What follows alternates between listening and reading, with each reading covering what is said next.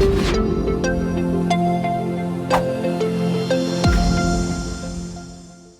la Cortis, aujourd'hui, nous parlons du digital envoi de colis par tiers, c'est ça? Oui, oui, on parle de covalisage aujourd'hui. Alors, c'est quoi exactement? Covalisage. Entrons déjà dans la définition pour être plus Oui, posé. le covalisage, en réalité, c'est un phénomène, du moins, ça consiste à utiliser l'espace dans les valises des tiers pendant qu'ils voyagent pour envoyer des colis. Donc, ce sera ça. Le thème qu'on va développer aujourd'hui, on va s'intéresser à comment le digital peut optimiser cette pratique-là qui englobe bien sûr de nombreux risques. D'accord. Alors, première question, comment se passe l'envoi de colis à l'international et quels sont les acteurs qui interviennent par exemple? Exactement, de nombreuses personnes ont de la famille à l'étranger. Et généralement, on a besoin d'envoyer des colis. Parfois, c'est l'inverse. Parfois, on veut envoyer de l'étranger vers le Cameroun. Mais ce que les gens ignorent, c'est que la procédure est beaucoup plus complexe que ce qu'on pense. Ouais. Donc, pour commencer, on va faire son colis. On va se rendre dans une agence. Vous allez déposer votre colis pour l'envoi. Vous allez renseigner les informations qu'il faut. Ça, c'est la partie qui est généralement vue. Une fois que c'est fait, votre colis est expédié dans le pays de destination où il sera réceptionné. Mais au moment où le colis est réceptionné, il est enregistré par l'agence et il est remis au service des impôts. Parce qu'on vient de faire un transfert international, donc au service de la douane. De la douane. Justement, on vient de faire un transfert international et le colis qui a été envoyé doit être dédouané. Donc il sera saisi comme ça par la douane. Et de l'autre côté, quand la personne viendra récupérer son colis, la personne ira d'abord à l'agence pour payer des frais de cession de documents, de cession documentaire. Après ça, la personne ira du côté de la douane pour s'acquitter des frais de douane avant d'entrer en possession de son colis. Donc tout ça, ça permet aux uns et aux autres de faire des transactions à l'international de manière sécurisée. Et ça paraît...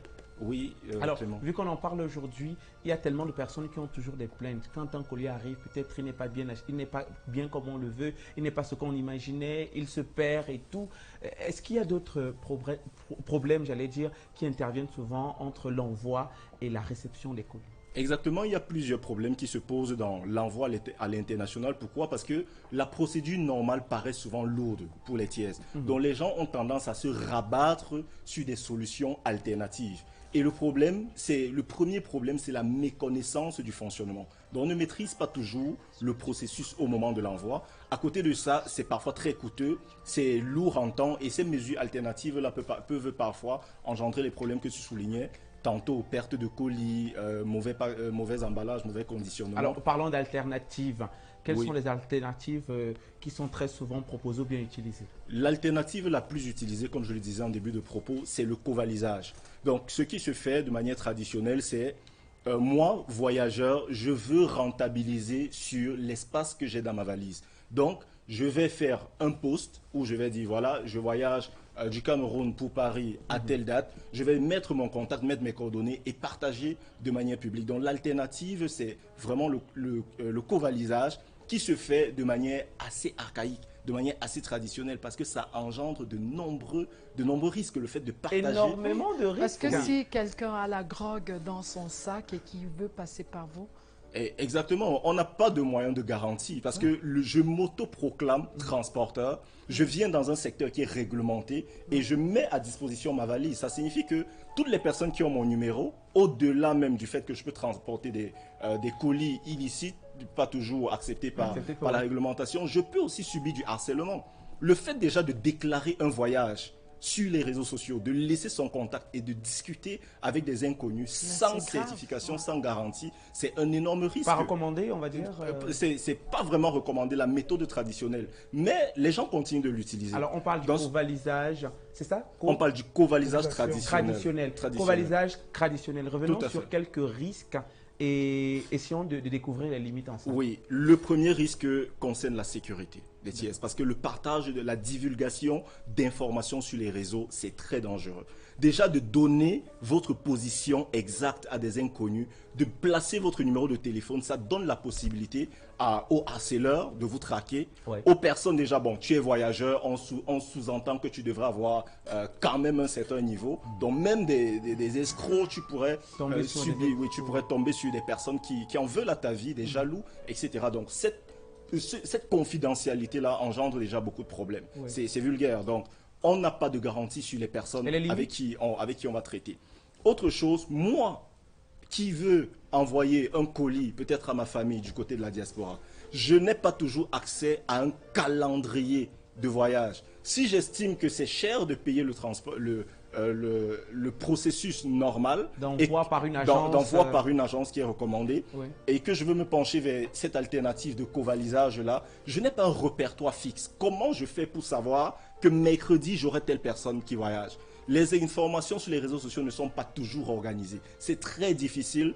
Et le fait d'envoyer une annonce pour dire « je recherche des personnes qui voyagent », ça laisse aussi un risque parce que quelqu'un peut s'autoproclamer voyageur et comme ça nous escroquer notre marchandise et nos colis. Donc voilà un peu les risques et les limites qu'on a avec cette approche traditionnelle du covalisage. On suppose que dans cette manière de faire qui peut être bénéfique non seulement pour la personne qui met cela en pratique financièrement, Oui. et également pour la personne qui veut financièrement, également pour la personne qui envoie, il est possible de recadrer le covalisage, peut-être en modernisant. Je suppose que vu que tu es là pour cela, est-ce qu'il y a des propositions de modernisation du covalisage? Effectivement, c'est ça en fait le but de cette émission, parce que le digital vient comme ça apporter des outils supplémentaires justement pour faciliter la vie, pour donner la possibilité à ces voyageurs qui veulent rentabiliser leur valise, justement d'avoir les moyens de le faire.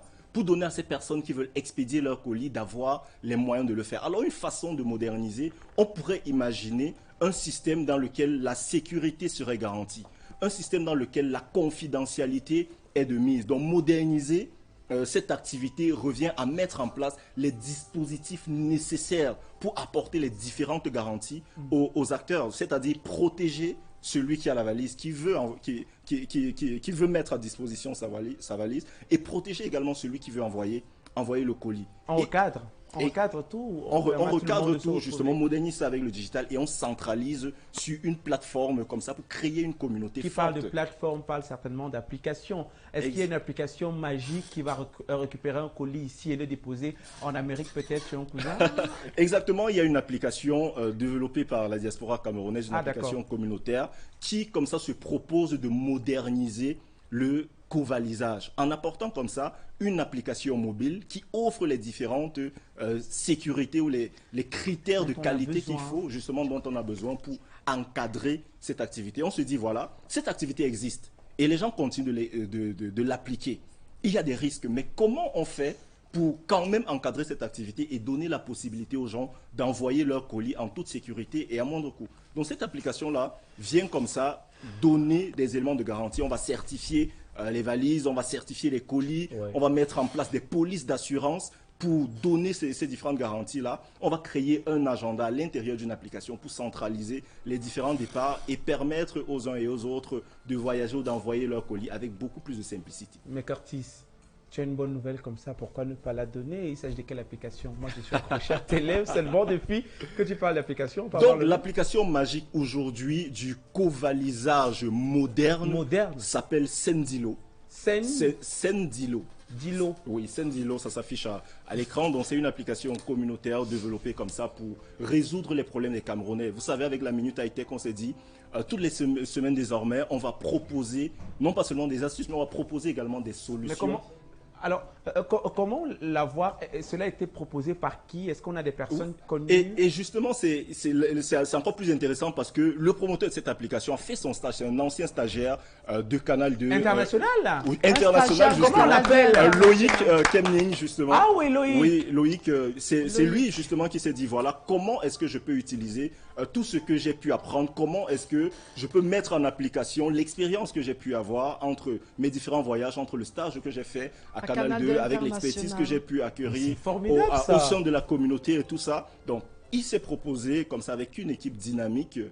J'ai moi-même échangé avec les membres de cette équipe. On a travaillé sur le modèle conceptuel. Donc, c'est une application qui est vraiment très solide et qui met en place des polices de sécurité pour normaliser un tant soit peu ce secteur. Est-ce qu'on peut encore appliquer pour Loïc? Merci beaucoup. Bon, maintenant, Curtis, dis-nous comment avoir cette application de Loïc là.